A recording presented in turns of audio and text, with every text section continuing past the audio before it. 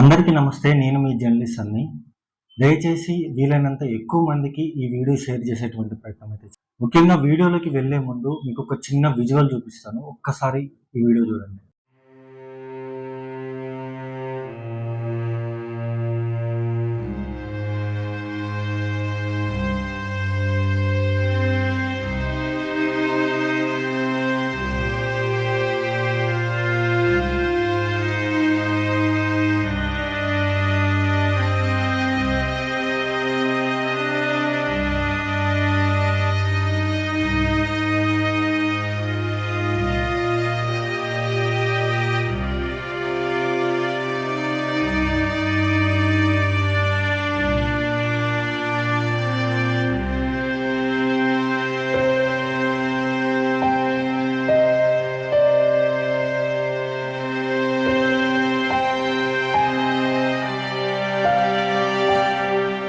ఈ వీడియో ఎక్కడిది అనుకుంటున్నారా? ఛత్తీస్గఢ్దో లేకపోతే మహారాష్ట్రదో కాదు. ఇది మన తెలంగాణ ప్రాంతమైన ములుగు జిల్లా వెంకటాపురం మండలం ఆలుబాక గ్రామ సమీపంలో ఉన్న ముత్తారం అనే ఒక చిన్న విలేజ్. ఈ విలేజ్లో దాదాపు 100 నుంచి 150 మంది గిరిజన ప్రజలు జీవనం ఉంటున్న పరిస్థితి. కనీసం స్నానం చేయడానికి నీళ్లు కూడా లేకుండా ఉన్న పరిస్థితి వాళ్ళకు. కనీసం తాగడానికి కూడా వాళ్ళు నరకయాతన అనుభవిస్తున్న పరిస్థితి. స్వతంత్రం వచ్చి 78 సంవత్సరాలు వెళ్తున్నప్పటికీ కనీసం ఆదివాసీ హక్కులను కూడా అడగడం అక్కడ ఉన్నటువంటి ఆదివాసీ ప్రజలకి తెలియదు. అక్కడ ఉన్న మంత్రి కానీ లేకపోతే ఎమ్మెల్యే కానీ ఎవ్వరూ కూడా కనీసం వాళ్ళ వైపు చూసే పరిస్థితి కూడా లేదు.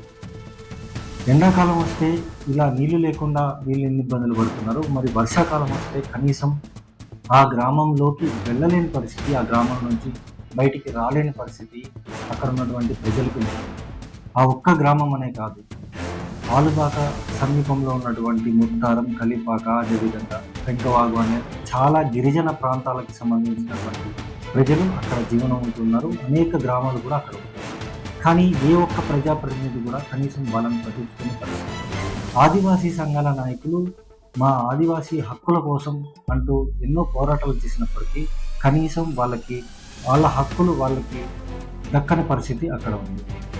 పూర్తిగా కూడా మావోయిస్టుల ఏరువేతే లక్ష్యంగా ఆ ప్రాంతాలలో, ఆ కర్రెగుట్ట సమీపంలో ఉన్నటువంటి ప్రాంతాలలో రోడ్లు వేస్తున్న పరిస్థితి ఉంది. అభివృద్ధి చేస్తాం అంటూ బీజేపీ ప్రభుత్వం. కానీ అక్కడ ఉన్న ప్రజలకి కనీసం నీటి సౌకర్యం కూడా అందని పరిస్థితి అక్కడ. ఇది ఇలా ఉంటే రోగాలు వచ్చినా లేకపోతే అనారోగ్యానికి గురైనా కనీసం హాస్పిటల్కి వెళ్ళాలంటే 10 కిలోమీటర్ల నుంచి 15 కిలోమీటర్లు కాలినడకన హాస్పిటల్కి వెళ్ళాల్సిన పరిస్థితి. ఎంతోమంది గర్భిణీ స్త్రీలు అదే గ్రామంలో చనిపోయిన దాఖలాలు ఎన్నో ఉన్నాయి. కానీ ఏ ప్రభుత్వం కూడా ఈ ఆదివాసీ గిరిజన ప్రజల్ని పట్టించుకోకుండా ఉన్న పరిస్థితి అక్కడ ఉంది. కానీ ఏ ఒక్కరు కూడా కనీసం నోరు పెదపట్లేదు. ఏ ఒక్క ప్రజాప్రతినిధి కూడా కనీసం అక్కడికి వెళ్ళి వాళ్ళని చూసే దాఖలాలు కూడా లేవు. దయచేసి ఈ వీడియో వీలైనంత ఎక్కువ మందికి షేర్ చేయండి.